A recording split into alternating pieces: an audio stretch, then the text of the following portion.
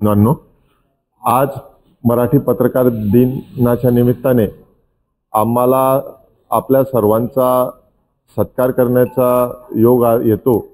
मला वाटतं हाही आमच्या दृष्टीने एक चांगलं महत्त्वाचा दिवस आहे आणि आम्हाला एक चालून संधी मिळते का ज्या पत्रकारांबरोबर आम्ही दिवसेदिवस जी गोष्ट बोलू शकत नाही किंवा संपर्क होऊ शकत नाही रोज, तो या दिवसाच्या निमित्ताने आम्ही तुम्हाला एक सन्मानही करता येतं आणि तुमच्याशी आम्हाला हितगुज सुद्धा करता येतं।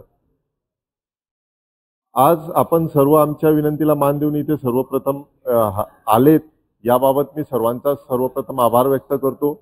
आपण इथे आमच्या शब्दाला मान देऊन इथे आपण उपस्थित राहिलात।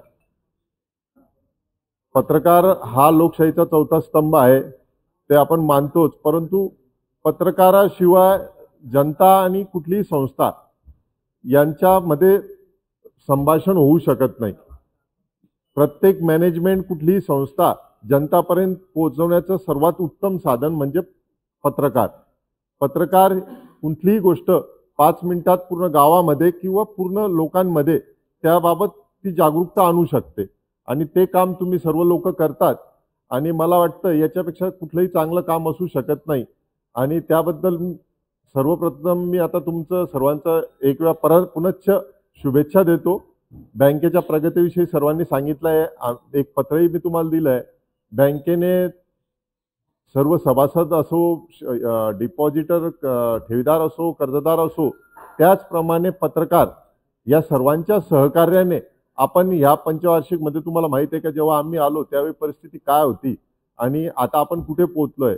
परंतु मला असं वाटतं जर तुमचे सहकार्य सर्वांचं असंच लाभत राहिलं तर आम्ही नक्की एका जिल्ह्याच्या याच्यातनं आपण 5 जिल्ह्यापर्यंत आपला विस्तार केला आहे, तो पुढच्या काळामध्ये पूर्ण महाराष्ट्रभर आपलं पाचोरा तालुक्याचं नाव आपण पुढे घेऊन जाऊ। आपण एक बँक शेड्यूल बँकेकडे आपण कसं जाता येईल या बाबतीकडे आपण नक्कीच विचार करू। जो व्याजदर म्हणजे आपण म्हणतो उद्योगधंदा नुसतं व्याजाने पैसे वाटणं हा एकमेव उद्देश बँकेचा असत नाही, परंतु त्या लोकांना योग्य दरात व्याजात कर्ज मिळावं हे सुद्धा महत्त्वाचं असतं। आणि माझ्या मते जे आपण पाहिलं असेल मागच्या 5 वर्षापूर्वी ह्या बँकेचे व्याजदर 13 ते 16% जे होते ते आज 9 ते 12% 11% पर्यंत आले। म्हणजे 9% आपण नॅशनलाइज बँकांच्या व्याजदरात लोकांना कर्ज उपलब्ध करून देत आहोत आणि माझ्या मते हे एक कुठल्याही कर्जदाराला नुसतं व्याज म्हणजे कर्ज देणे याच्यापेक्षा त्यांना योग्य दरात आणि योग्य प्रमाणात देणं हे सुद्धा फार महत्त्वाचा विषय आहे आणि मला वाटतं आपण आपल्या सर्वांच्या सहकार्याने आपण ही नक्कीच मजल गाठू।